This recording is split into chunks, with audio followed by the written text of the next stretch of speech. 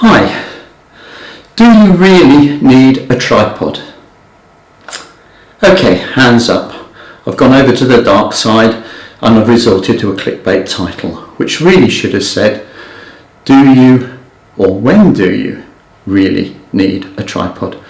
Now, I've been thinking about doing this video for a little while, but by fortunate timing, a very good YouTube channel put out a video with an article on buying a tripod and what tripod you should get.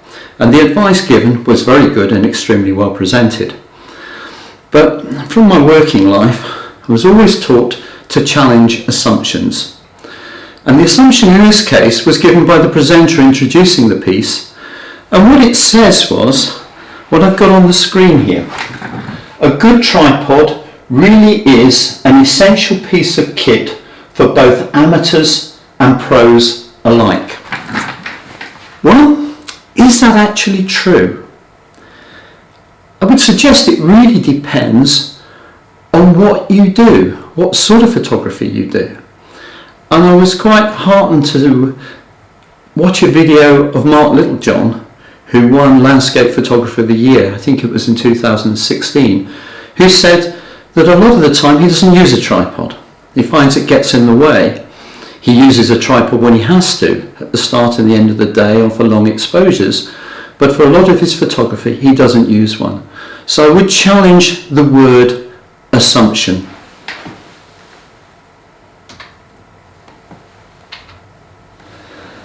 When I was at work in an education department, in an educational role in an engineering department, we were constantly faced with information that was changing, theories that were evolving. And a colleague of mine had a really favourite word that he used to throw around every time we had to revise our views in the light of new information. And it was shibboleth. And the Cambridge Dictionary definition is a belief or custom that is not now considered as important and correct as it was in the past. And I would suggest that making the claim that tripods are an essential piece of kit is a shibboleth. The world has changed, and while there are doubtless times when you have to use a tripod, increasingly there is a lot you can do without a tripod.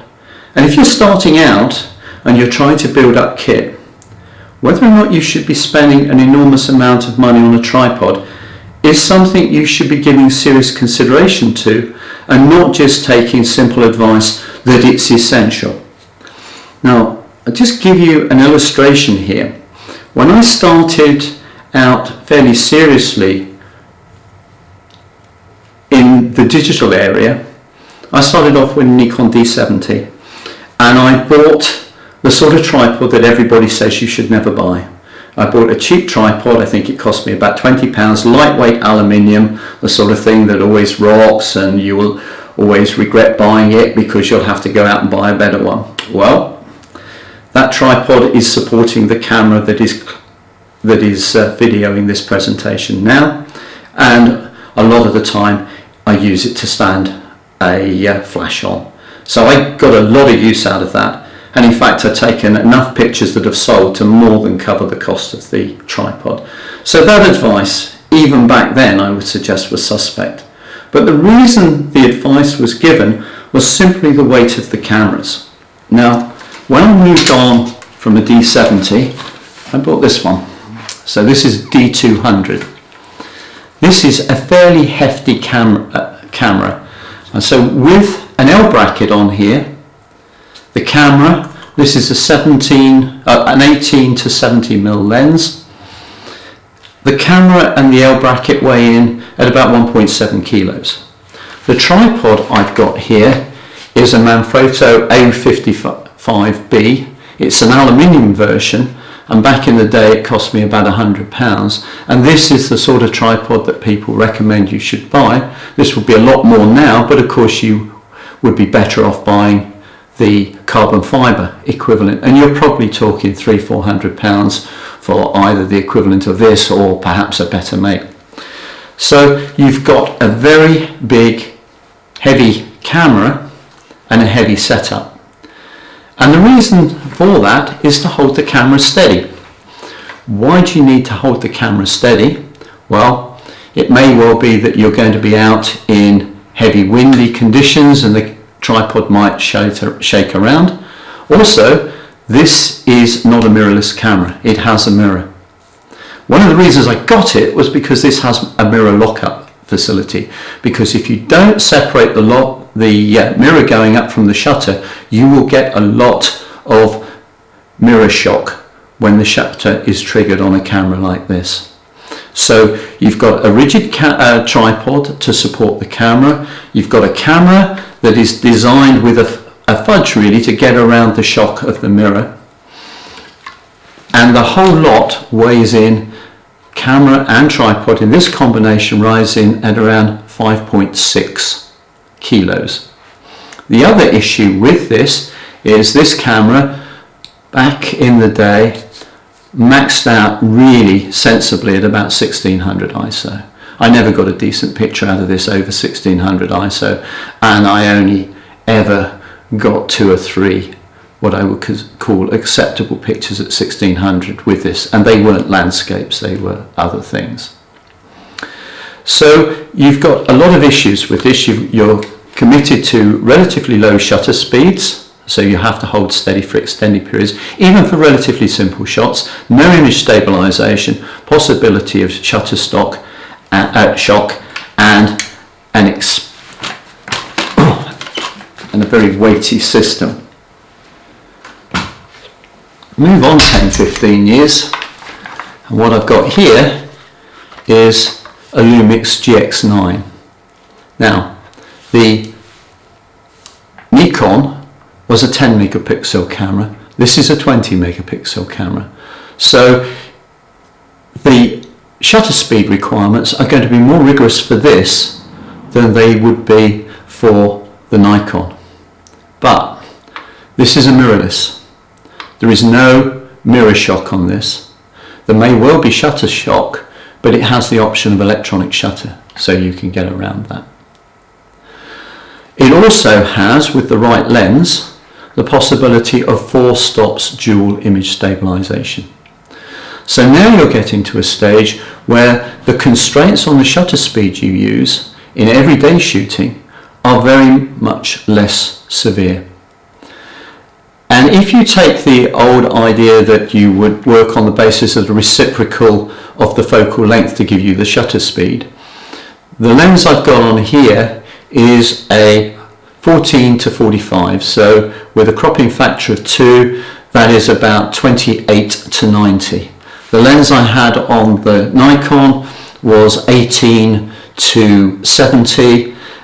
Cropping factor on that was 1.5, so that's about 27-105. So the focal length range is very much the same.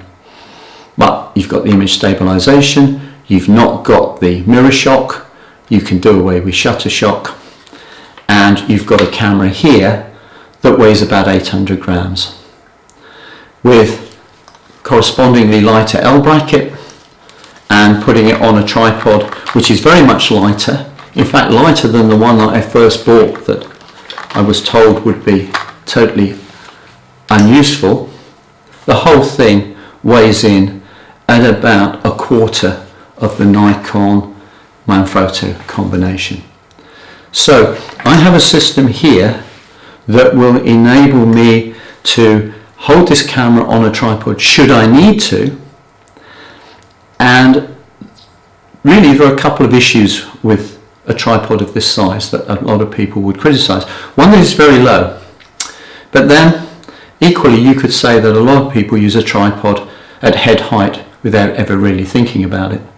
And the main reason for getting a tripod that enables you to look at it at head height is that it's a lot easier than bending your back. But this camera has a tilt-out screen, so I don't need to bend my back. I can look down and focus on this very much as I would back in the day if I'd had something like a Hasselblad with a viewfinder on the top. So that is less of an issue. This tripod is very small. You could argue it's going to be less stable, but it's supporting much less weight.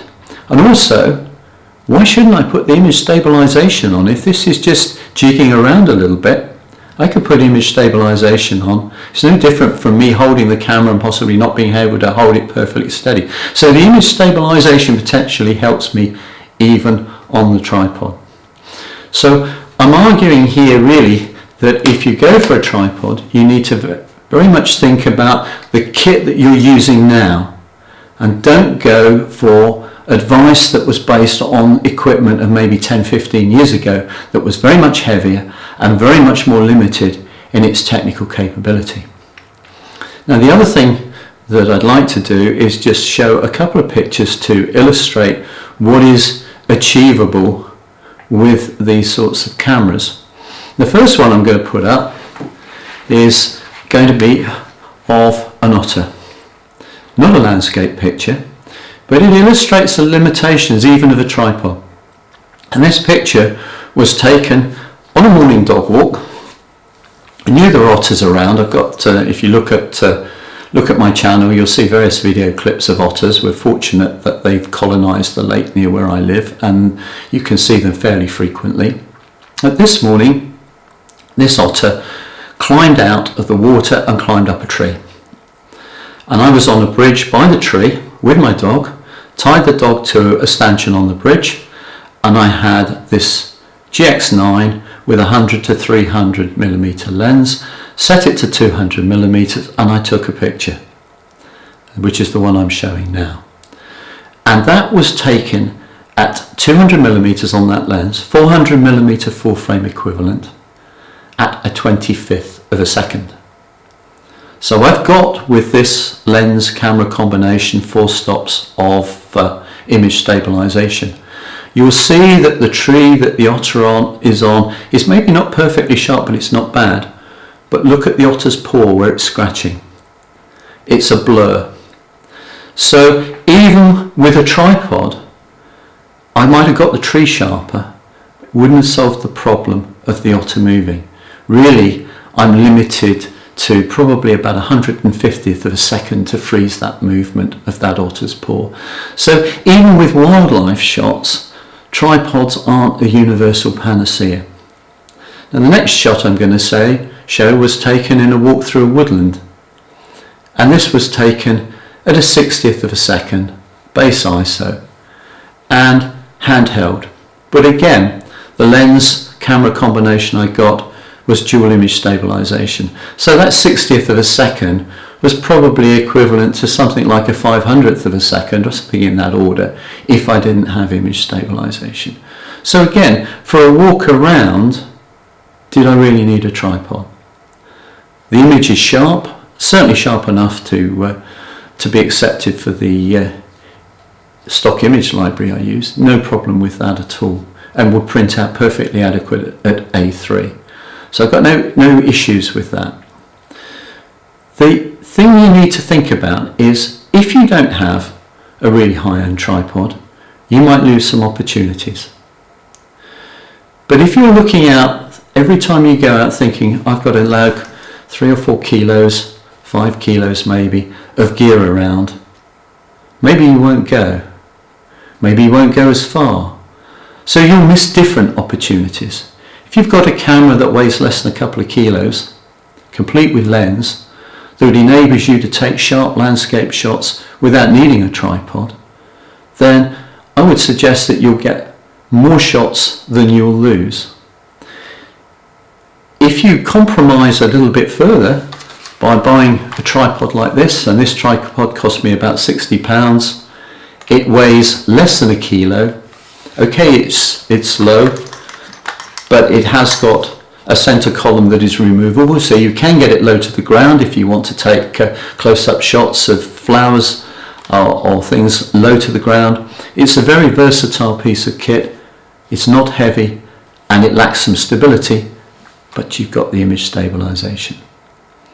So I'm not going to finish this by telling you what you should do, but what I would like to do is to suggest that you need to think very seriously about what you are going to do and what you need, and don't just blindly accept information that is basically a shibboleth, that people have assimilated from other people and taken on board and accepted as fact and passed on to somebody else who's done the same thing, without ever stopping and questioning, has the technology advances actually changed the core requirement? Because I think if you start to really analyse what you're doing, you may well conclude that's the case. And if it is, I may well have saved you 300 or 400 quid. And possibly that might be better spent on that lens you wanted within lens stabilisation. So thanks for watching and good luck.